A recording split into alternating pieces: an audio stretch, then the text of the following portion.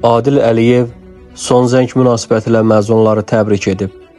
Bugün ümumtəhsil müəssisələrində son zəng çalınıb.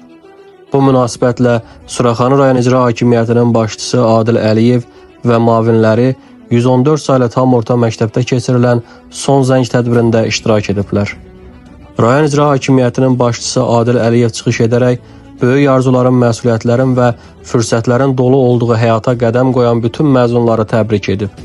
Onlara uğurlar diləyərək, gələcək həyatlarında qarşılaşacaqları çətinliklərə inam və əzmlə qalib gəlməyi arzulayıb.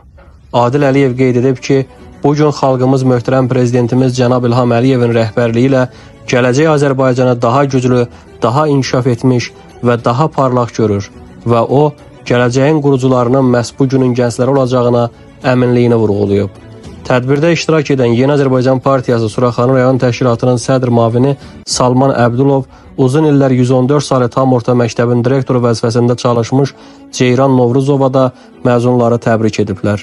Həmçinin Suraxanı rayonunun digər məktəblərində də qeyd olunan son zəng tədbirlərində rayon icra hakimiyyəti başçısı aparatının məsul əməkdaşları iştirak edərək rayon icra hakimiyyəti başçısının təbriklərini çatdırıblar.